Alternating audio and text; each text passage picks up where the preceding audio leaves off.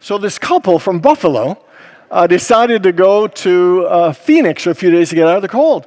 But the challenge was that they both had very busy, demanding schedules, and it was really kind of hard to coordinate. Finally, they decided the husband would go down first, and the next day, the wife would join him. When the husband arrived, he thought he would send an email to his wife from his laptop, and he mistyped her email address and accidentally sent it to someone else without even realizing it. A widow had just returned home from her husband's funeral, and he was a minister for many, many years and had been called home to glory after a heart attack. The grieving widow went to check her emails, thinking she'd get a lot of comforting messages from her relatives and friends, and instead she found this email: "To my loving wife, from your departed husband. Subject, I have arrived.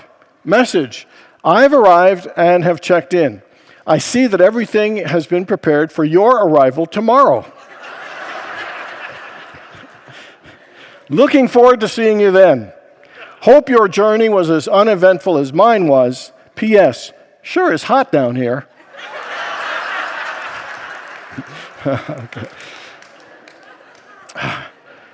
So, yeah, it does.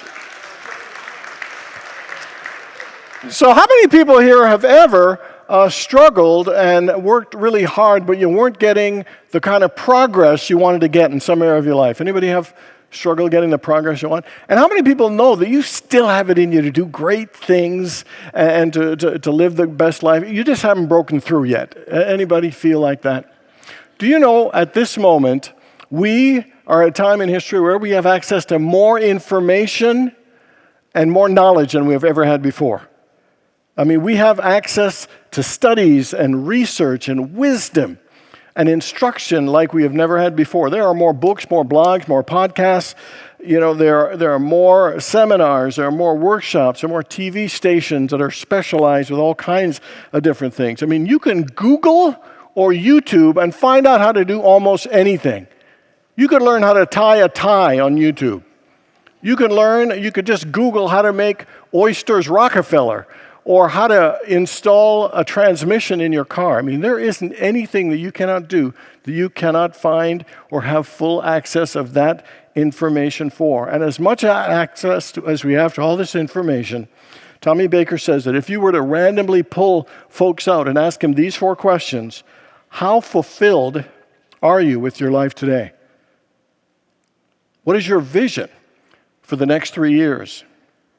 How inspired are you about your life? And how connected and how good do you feel about yourself? And how connected and how good do you feel about the people in your life?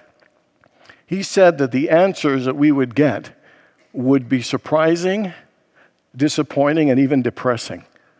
Because as much information as we have, as much as we know of how to succeed and achieve, that the results haven't played themselves out in levels of happiness, in levels of people feeling fulfilled, in the levels of depression and addiction and suicide.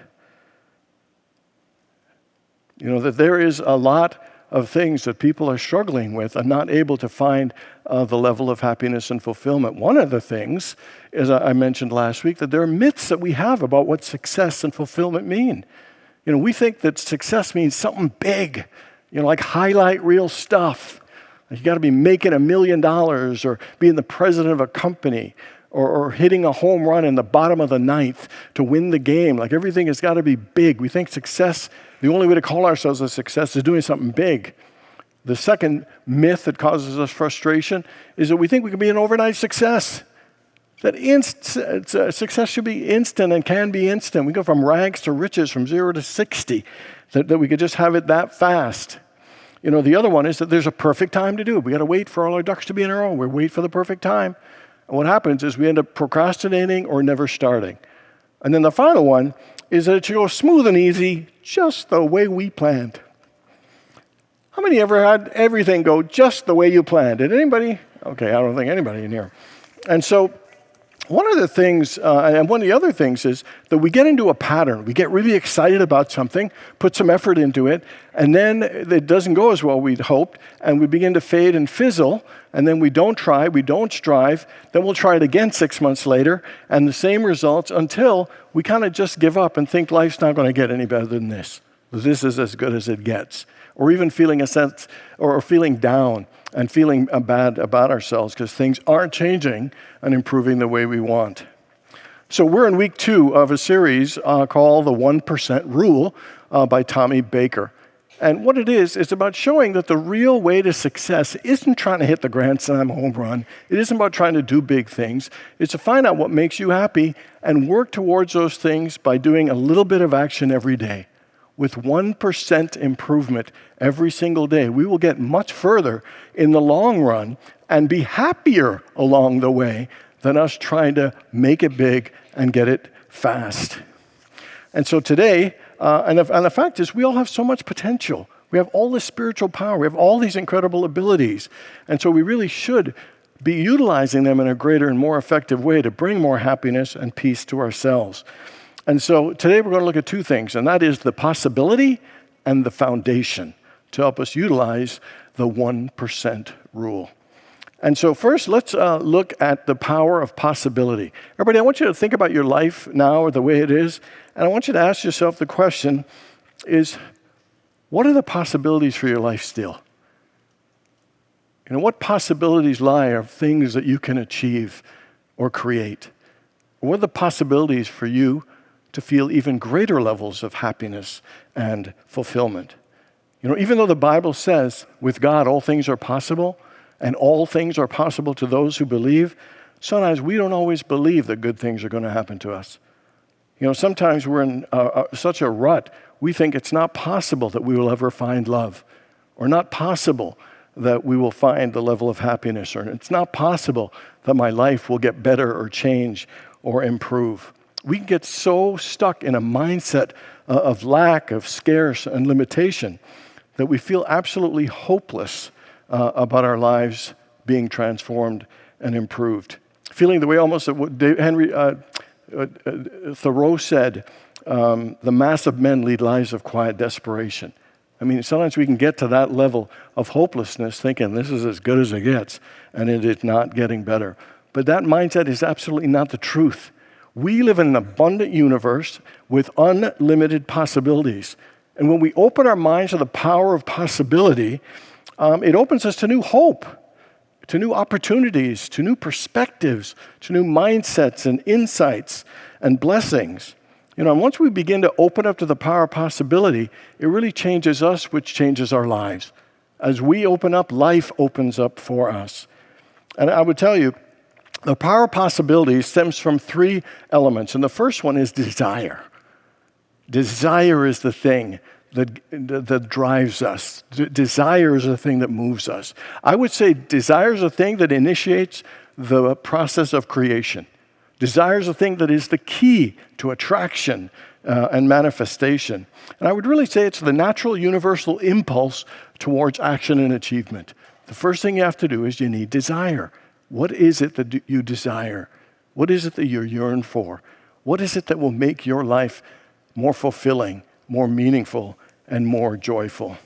So the first thing to open you to the power of possibilities is desire, to activate and engage the power of desire. And the second one is imagination. You know, imagination is the ability, the amazing gift we have of literally closing our eyes, but yet seeing in our mind's eye some possibility of something that currently does not exist. You know, in Proverbs it says, where there is no vision, the people perish. So that is saying having a vision and using your imagination is a part of the power and the gifts that we are meant to use. And when it says where there is no vision, the people perish, the thing that perishes is our joy, our passion, our sense of direction. And I would flip it around. Instead of saying where there is no vision, the people perish, I say where there is a vision, people prosper and they progress and they move forward, utilizing their creative powers and abilities. You know, Einstein once said that imagination is more powerful than knowledge.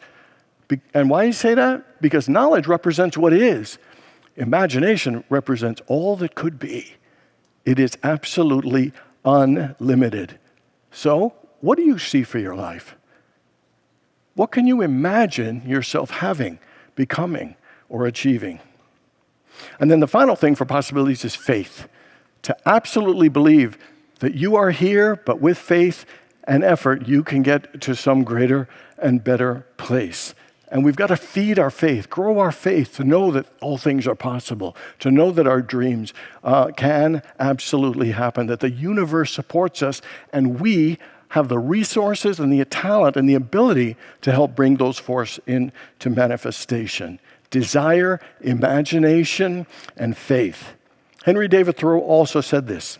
He said, dreams are the touchstones of our character. Do not lose hold of your dreams or aspirations. If you do, you may exist, but you will have ceased to live. And what he is saying is, if you want to feel more alive, engage your desire.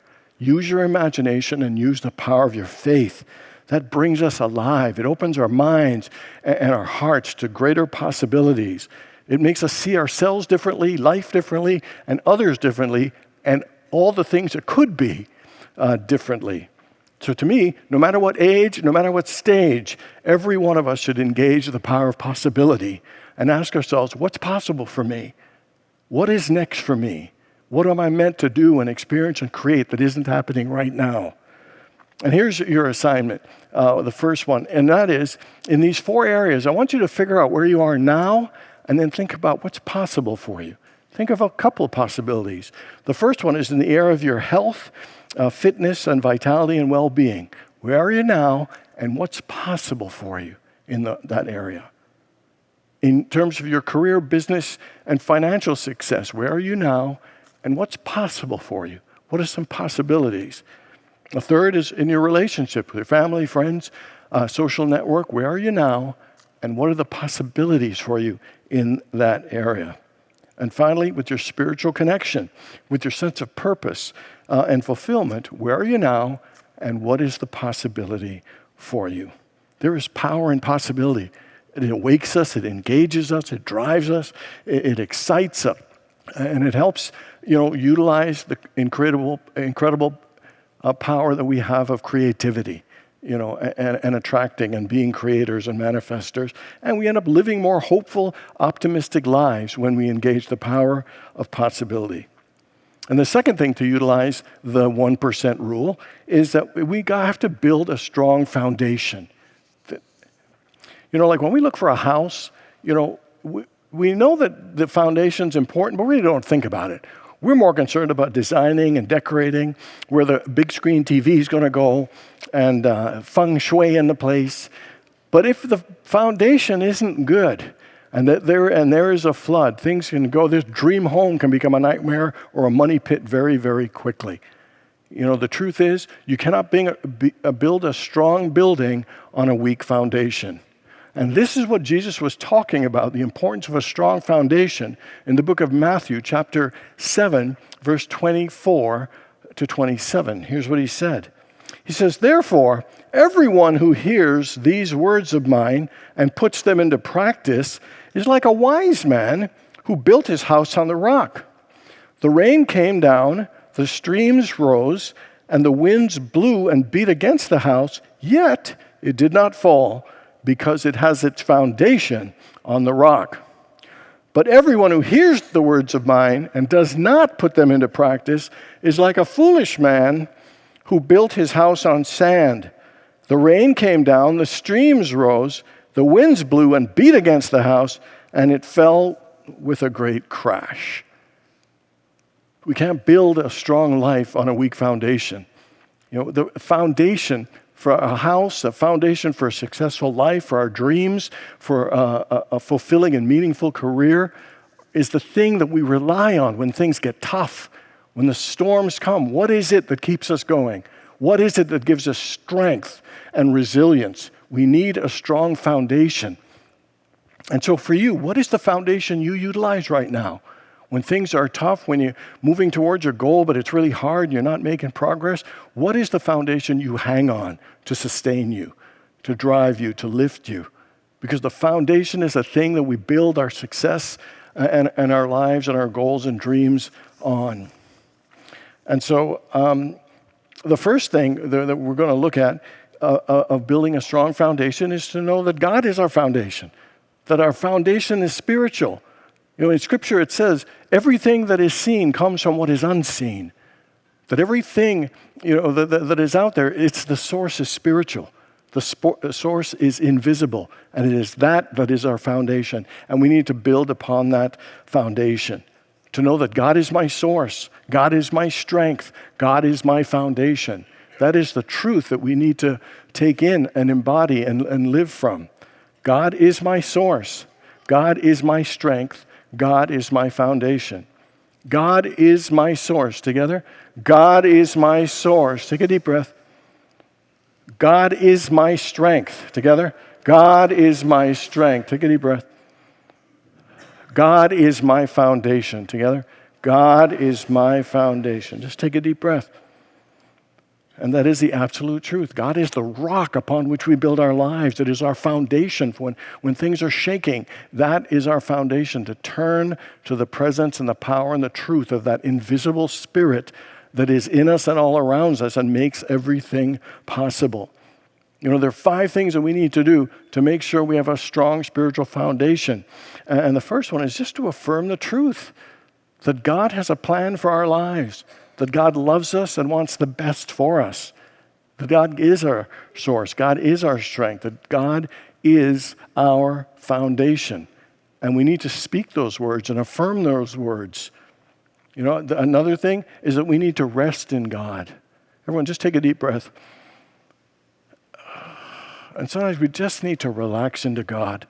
When it says, be still and know that I am God, it is not about asking anything. It's just about opening a space to feel and rest in the full, loving, peaceful presence of God. When Jesus said to the disciples, come apart and rest a while, it means to just rest in God. Immerse yourself in the mind of God, in the peaceful, loving presence of God.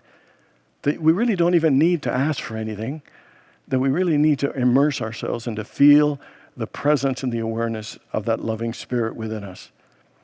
The third one is to turn to God in prayer. At the beginning of any goal, at the beginning of every dream, to think about God.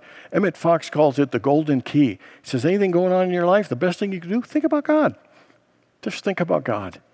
And even if you say God is love, or God is peace, just think about God. That is never a moment wasted when you spend a few minutes just thinking about God in the course of your day. The fourth thing is to ask God. If you are seeking clarity or wisdom or guidance, just ask. Just ask God. Spirit, show me the way. What is it that I'm meant to do? Give me the guidance and the clarity for this situation. What is the best decision or choice or action I could take? And then the final one is listen to God. Just listen. God is the voice of God. The still small voice speaks. We just have to make sure we're tuned in to actually be listening. The most powerful foundation to build success and happiness and peace in any area of your life is to build a strong spiritual foundation. The next one, to build a strong foundation, is to make a commitment and to trust the process of the 1% rule, which is doing small steps every single day, improving 1% every single day. And it really is a universal truth of growth and progress and success. For a caterpillar to become a butterfly, there is a process.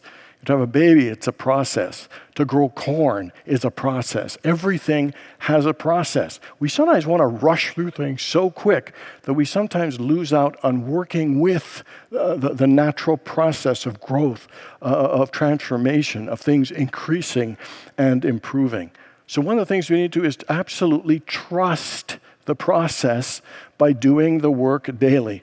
When you trust the process and you do the work daily, it helps you resist falling back into old patterns and falling back into those old myths and ideas about success. And when we do things diligently and consistently and incrementally, what it does, it helps actually focus and harness our creative power and energy. By doing a little bit every day, it's focusing and channeling and harnessing the power that we have. And the third thing, by doing things daily, it actually builds your momentum. When you do a little bit, like put a snowball from a high hill, it just keeps gathering momentum, gathering energy, gathering power. There is power in doing a little bit of something every single day towards a goal and desire. How many people have read any books by John Grisham? Anybody read Grisham books? So here's what John Grisham said. He said, write 1 page per day, no matter what. Write 1 page per day. Do that, writing 1 page per day, for 2 years, and you'll have a book. It sounds simple, but this man's written over 45 best-selling books, and that's his lesson for all of us. That's his teaching. Do a little bit every day. Do a little bit every day. Do a little bit every day. It is incredible because it sounds simple, doesn't it? Do a little bit of work every day. Well, sometimes I'm not in the mood to do a little work every day. Anybody ever been like that? But the important thing is for us to stay committed to it. Trust the process, keep doing it every day, and not let those momentary feelings of, I could skip today. Like sometimes I'm on my couch and I'm thinking, I could easily be convinced to not go to the gym today. Anybody have those kind of moments? And the thing is to not let those little moments of laziness, those little moments of being convinced to do something else, or it's not that big a deal, stop us from our destiny. Stop us from our desire. Stop us from the reason that we're here and the thing that can actually elevate our lives to a higher level of happiness and peace and fulfillment. And the important thing, you ever been in the groove on a day, whether it was a gym, everything you're lifting, it was so easy, and or everything was falling into place. Those are fabulous days. We love them. And they're good and they're important because they help us make progress. But on the days we don't feel like doing it, those are important days too. I would even say they're more important because the days that we do it when we don't feel like doing it, I think creates more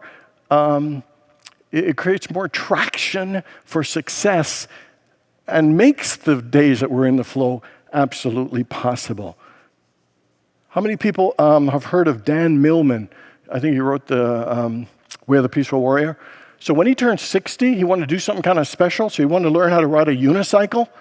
And so a friend lent him a unicycle. Here's what he wrote. He said, at first, it felt impossible and quite frankly, humbling. I would practice every day for 3 weeks, no matter what. When I noticed that there were some days where everything fell apart, crisis days, I was worse than the day before, and it was discouraging.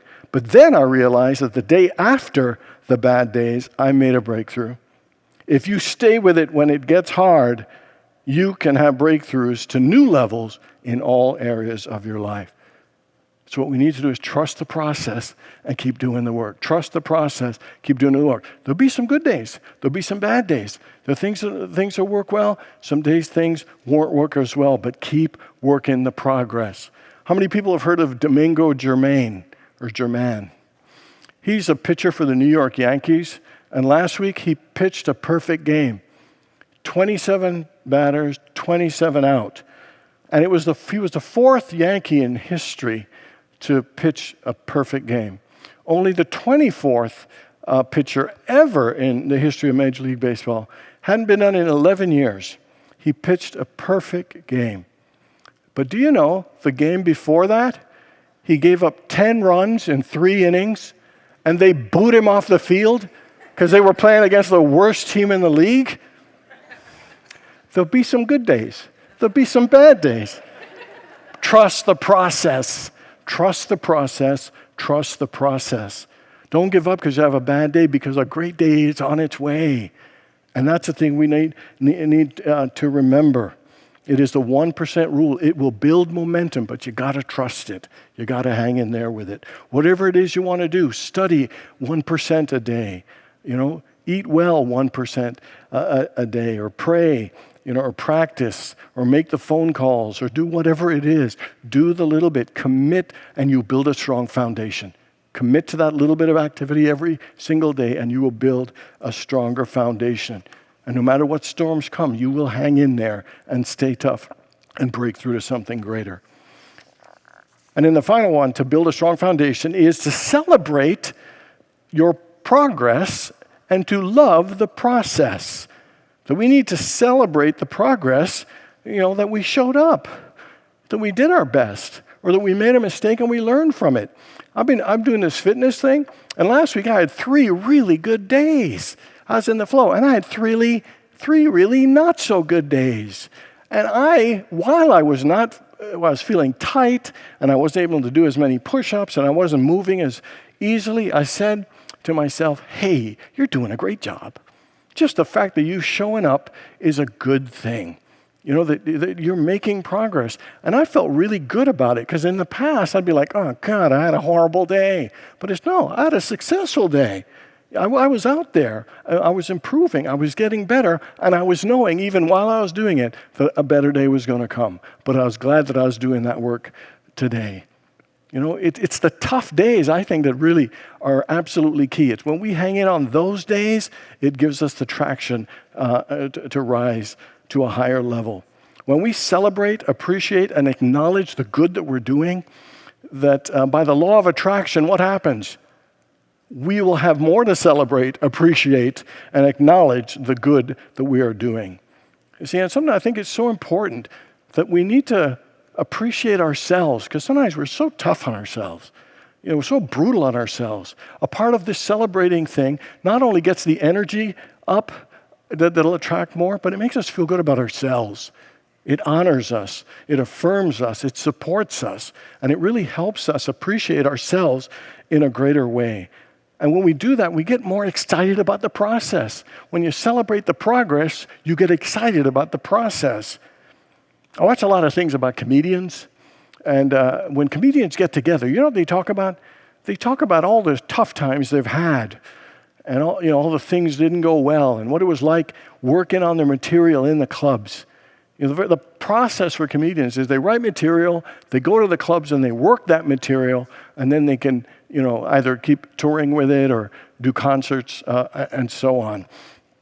And the thing is, they love the process. They get that that's what it takes to work that material, get the wording, get the timing. They got to work at it over and over again. Seinfeld says it, Chris Rock, Dave Chappelle, all of them. That is how they do it. That's what makes them great. But let me ask you a question. You think if they had a choice between that and someone just handing them material with everything perfect timing, do you think they would feel more fulfillment with the perfect timing or doing it the way they're meant to do it, through the process? And I would suggest it's the process. It is what gives meaning. It's what gives value. It gives with purpose, a sense of accomplishment. And it isn't about just the doing. It's the becoming. It's the being. And I guarantee you, who they are is more confident in themselves. They feel more joy, more fulfillment.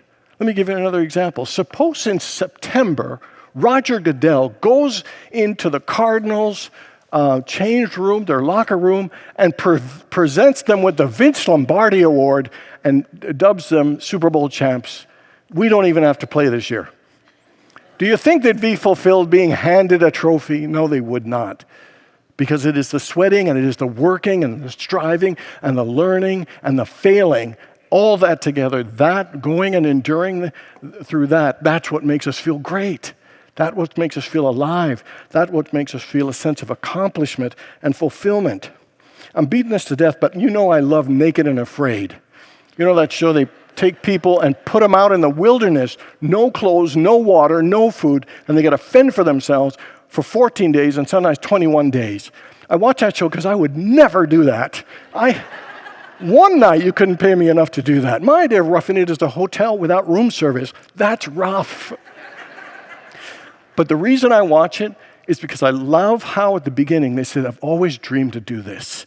And I've wanted to come and conquer the desert or Amazon or wherever they are. And at the end, they just talk about how proud they are, that they went through all of those struggles and they made it, that they achieved it. And they talk about how it changed them and how they became more and different. And they showed up in life in greater ways. There's times we're scared about hard work and this being different. That's what makes us. It is engaging in that process and learning and being willing to get involved and appreciate the process, celebrate the progress. It changes how we feel and experience life It is in a fuller and richer way that life becomes when we're willing to go there. You know, we are not here to live lives of quiet desperation. We are here to live lives of amazing aspirations. We're amazingly powerful spiritual beings, and we have the ability and the power within us to do great things. And so the first thing I want to encourage you is see your life through the eyes of possibility. Engage in the power of possibility by engaging your desire, your imagination, and your faith. And then finally, build a strong foundation. Build your spiritual foundation. Build your foundation of trusting the process and doing the work daily and celebrating the progress and loving the process. You know, success and happiness in greater ways than we can think are ours. The question is, are you willing to commit to the practice, to the process, and the progress of the 1% rule? God bless you, everybody.